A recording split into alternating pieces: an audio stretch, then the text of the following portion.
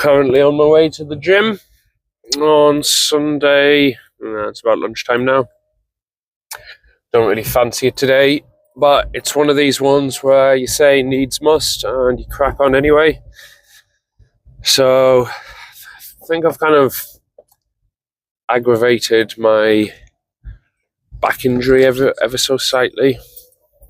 My old one, or like maybe just strained a muscle. So I've just had some like discomfort in my thoracic spine for 3 or 4 days now, and I do get a bit of discomfort at times, but it's almost one of them ones where 1 or 2 rest days has made it a bit sorer rather than improve.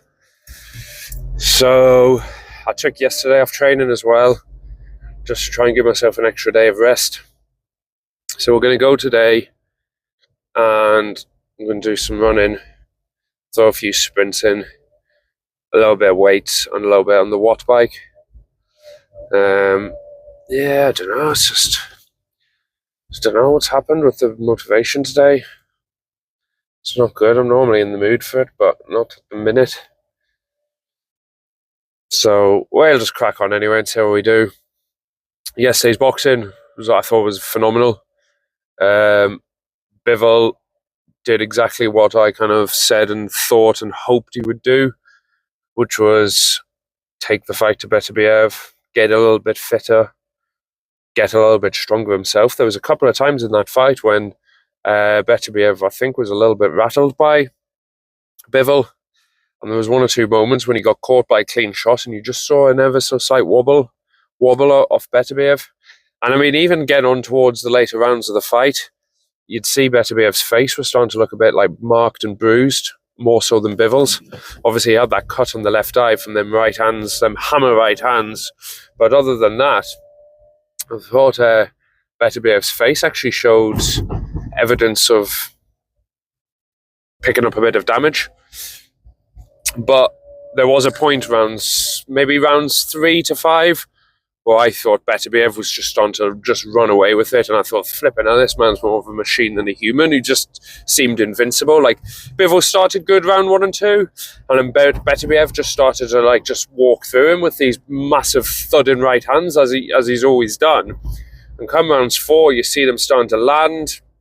You think Bivol's shots are doing absolutely nothing to Beterbiev, but then, lo and behold, or not even lo and behold, but shockingly, Beterbiev turned out to be human, because come round 6 or 7, he starts to slow down a bit, and all of a sudden Bivol starts picking up the pace. So phenomenal performance from Bivol, and I think the first time that Beterbiev's ever shown weakness. When I say ever shown weakness, in terms of looking rattled from a shot or even just looking tired, don't think I've ever seen that before. So some performance from Bivol. Would love to see a third one, but it's just one of them ones now where if Bivol stays on top of his game and keeps the hunger and trains hard, Beterbiev's got age against him now. That's the only thing. But yeah, great fight. Parker Bakole. Parker won as expected. I thought it might be a bit tighter for 2-3 rounds, but when I saw Bakole during the warm-up, he looked tired. He looked tired in his changing room, and then I thought, this isn't actually going to be even tight at all. Having travelled to Australia myself last November, I remember having swollen feet when I landed for 2 days until they got back to normal. So I remember seeing Bakole in that changing room looking a bit tired and thinking, physiologically, it's not going to be good for you in terms of sharpness or anything to be sat on a plane. Never mind not having a training camp, but to be sat on a plane for essentially best part of 24 hours.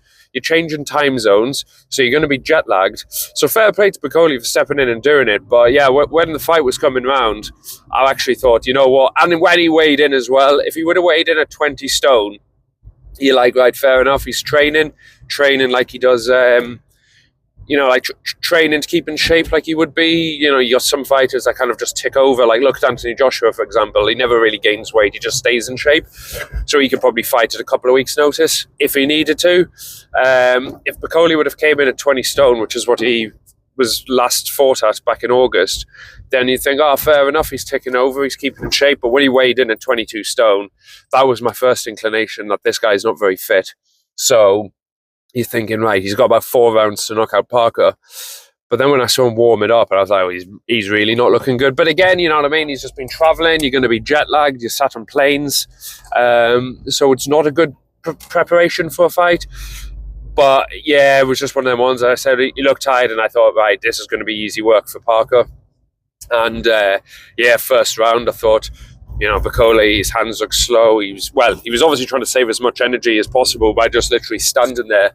I think it was then early in round 2, he lashed out a couple of quick shots, which again you're expecting, because, you know, the best approach for Bakole there was look vulnerable and slow and then just try and catch him off guard. But like I said, I think then Parker thought, you know, it's better just to start throwing the shots himself at the static target. Obviously lands one, not even flush on the head, but just a glancing blow with loads of power, and that was the end of it, so no shock there. Hamza Shiraz broke his hand. I mean, I would have thought he'd lost that, but, you know, obviously the second half of the fight, he was very, very, very passive. I was thinking he's a man fighting with absolutely no urgency here, like, you know, almost at like a sparring intensity. But obviously the explanation of a broken hand would explain a lot. Madrimov Ortiz Jr., great quality fight, but obviously that Ortiz Jr. is just phenomenal. And the way he was talking as well, he's one of these fellas that I think he actually prefers to get hit and, you know, get into a big dirty exchange. So it was always going to be a hard one for Madrimov, that. Callum Smith, I mean, a lot of people had Buatsi, but I just saw Callum Smith again. He's experienced. He's a great fighter. He'd only lost to Canelo and Beterbiev. And his reaction when he lost to Beterbiev last year was a man who was always going to come back stronger than the last time. So that's kind of also why I thought he'd do good based on his attitude as a fighter. Kabayel Zhang, I thought Kabayel would win. I actually put a bet on him winning by stoppage, which is what's happened. Again, just not enough cardio from Zhang. Zhang had a good win against Wilder, but obviously Wilder's been really bad. But then the fight before that, he got outworked by Joe Parker. So, you know, you've got Kabayel, who is good. He's young, he's fresh, he's smaller, he's lighter, he's fit. And then he works away to the body. So again, you know, you're thinking, well, logic only has it that he's going to gas out, and he did. So all in all, yeah, I thought it was a fantastic card, really, really entertaining. Padley gave a good account of himself as well against Shakur Stevenson, but again, what can you do against a technically gifted boxer with very little notice, you know what I mean? But fair play to him, he stepped up and he did well, and he took the fight to him for a good period of time. So all in all, very, very entertaining card. Had a bit of a late night as well, so I've had a bit of a shitty breakfast because of that. Just a Red Bull, a banana and a bit of protein. But yeah, we'll get some work done now and hopefully get back, watch the football, and then take it easy for the rest of the day. Ended up being a pretty good session, that, in the end.